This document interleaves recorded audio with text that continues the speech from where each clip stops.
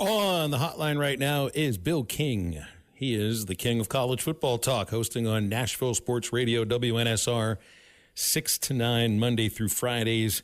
Been doing it a long, long time, and Bill joins us every Tuesday here on Halftime. Bill, good afternoon. Happy Tuesday here in the non-playing portion of the season. What's going on? Hey, guys. I'm enjoying things. We still have some good storylines to talk about when it comes to college football. We're not playing games. The year did drag on a little bit too much for me, so I'm content. Looks like it's going to keep dragging on, too. Did we see, I think, what was the game in Vegas, 2027? It's going to be played, I think, on January the 27th. I mean, at some point, Bill, it looks 25th. Like it's the 25th. That's what it was. I mean, it gets later and later and later. Do you worry? I mean, do you think they're looking at the ratings of the game and thinking maybe we ought to move it a little earlier? Because it doesn't look like you never do less, but you can move the calendar a little bit. I just wonder how that would work. I don't think they care about the ratings per se because they've got the contract. They've got the postseason new contract kicks in 26, which is $1.3 billion, which is basically double the current contract. And I don't think they're worried about it. Now, I'm not suggesting that if things got progressively worse with viewership that there wouldn't be some problems they'd be worried about. But right now, they're not worried in the least. They're counting money. Does that receiver for Ohio State, I saw somewhere where he was getting $4.5 million. Is he the highest paid skill player out there? And does Penn State going and getting that defensive coordinator from Ohio State, do you think that helps at all for Penn State's chances next year? First of all, Jeremiah Smith is the best young receiver I've ever seen. Is $4 million too much? And except for Randy Moss. But the problem with Randy is we didn't get to see him until basically his third year because he didn't get in Notre Dame. Bobby sat him out down at Florida State. He got in trouble, didn't play there, and ended up at Marshall. But again, probably the best talent I've ever seen was Randy Moss. This kid is the next one. He's generational, and you got to pay him whatever he wants. So he'll get whatever he wants, whatever the number is. You have to pay him. And they're also bringing back a receiver, Carnell Tate, who would start and be wide receiver number one for most every team in America. He's decided he's staying too. The situation with Jim Knowles is very, I don't know if I want to say peculiar, but there's a lot of bad blood there. Jim Knowles, in year number 3 this year, got into a verbal war with Larry Johnson, longtime defensive line coach and former Penn State longtime defensive line coach, about whether to play a 3-4 or 4-3. And it really exploded after the Oregon game. Ryan Day sat him down and tried to have a come-to-Jesus meeting, and the feelings never got mended. Now, Knowles ended up doing what he wanted to do with the defense, but the damage was done there. And I think he was going to go, whether it was Oklahoma, Notre Dame apparently offered him, and Penn State did. Penn State's a place he already interviewed a couple of years ago before he took the Ohio State job. There is a connection there. But no, that story isn't about the $3.5 million, which is a good raise for him.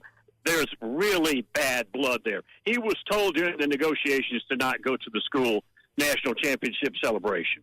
That's how bad the blood is. Well, I don't know the date that they play Ohio State next year, but I think you're going to have to circle that one. That's correct. That's for sure. How close was Knowles to ending up in Norman and with OU?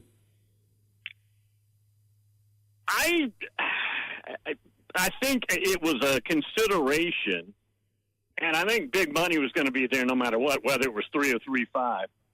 Apparently, he's got a lot of family in Philadelphia, and I think that was a consideration. Getting the heck out of Ohio State just because of the relationships that it soured was the other, and I think his girlfriend also was a Philly girl. Well, convincing Chip Kelly to leave a head coaching job to become the offensive coordinator proved to be a humongous decision for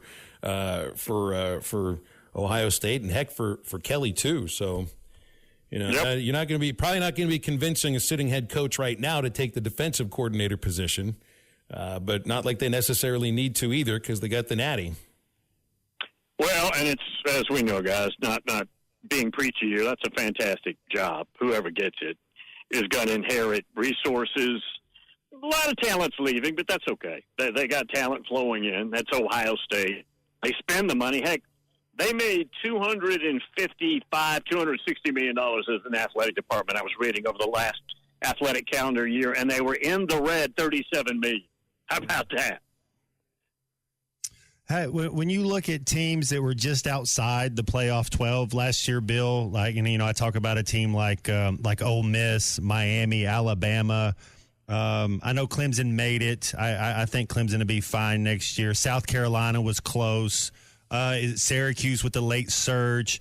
Who do you think that can get over the hump? And you think Ole Miss's years next year? We heard all offseason was how them and Ohio State spent the most money.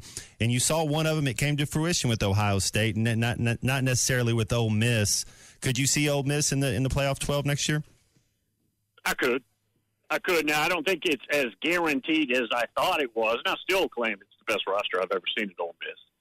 And I would not have wanted to play them. I'm not saying they beat Ohio State, but I wouldn't want to run into them in this last playoff. I think they would have and could have done some damage.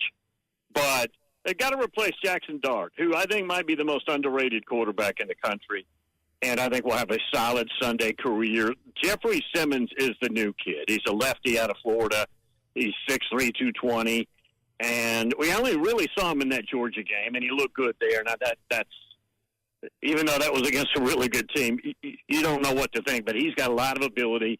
They've portaled again like crazy. I think Ole Miss is one of those teams. Alabama has to be one of those teams as well. And another one I got for you, Bill, is I think back to the bowl game, Coach Bielema, Coach Beamer, Illinois, South Carolina, two teams that were close. Which one of them has a better season next year? Oh, boy. I haven't looked at Illinois' pathway. I would maybe Illinois just because of what South Carolina has to go through. I think both will probably have good years. But if you're going to start getting 4 teams in, and that's what I would assume from the Big Ten, and I think there's going to be a guarantee in place in 26 for the SEC and the Big Ten to get 4, minimum. I don't know if Illinois is one of those teams. What about Beamer getting the extension? Really no surprise with the kind of season they put together here. It's just, you know, he was hired the same year that Sam Pittman was hired. Sam coming into his 6th year, and Beamer's got this extension that lasts at least through 2030, and a little momentum heading forward right now. What'd you make of Beamer at South Carolina and getting the extension? I know, Shane. I run hot and cold when evaluating him, but right now I'm on the hot end. I think he's doing a really good job. He's got a fantastic young quarterback in the Sellers kid. Beamer is sneaky good in the portal, where he'll take some players, and his evaluation is better than others on those players. And it turns out he's got a really good hit rate, baseball term, on evaluating and then the application of those players' jobs on the field. Little underrated by people who aren't observant much to South Carolina. I think right now he deserved that extension. I think that was a good idea. You think Micaiah Hughes, the running back from Tulane that went out to Oregon, you think he rushes for 1,500 yards or has 2,000 all-purpose yards next year? I mean, I think that's a 1,000-yard job. The kid who had the job's from right here in the borough, Murfreesboro.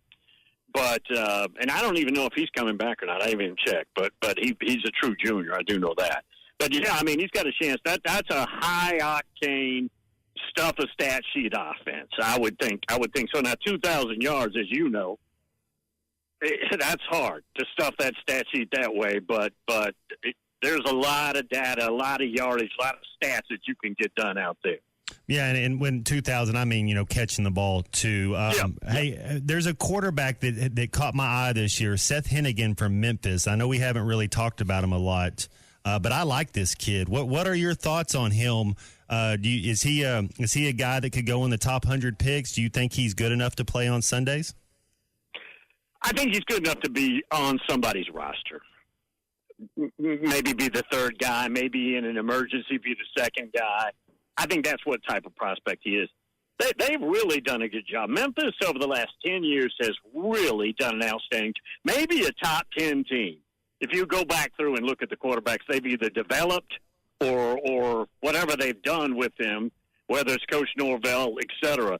They have done a wonderful job at the quarterback position. They have. And sometimes it's an in-state kid, sometimes it's a Florida kid, but they have really done a good job developing. And that coach, that head coach who now has been there, I guess, 3 years, he's been there longer, but he was just the offensive line coach, and they elevated him, and he's done a good job.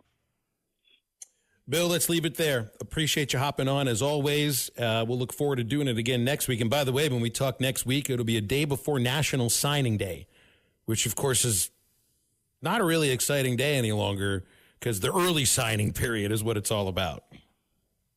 By the way, I've got another name for the P word that we put on the verboten list. It's payoff, not the PL word. Yeah, how about that? There you That's go. A good one, too. How many words are on your verboten list? You know what, guys?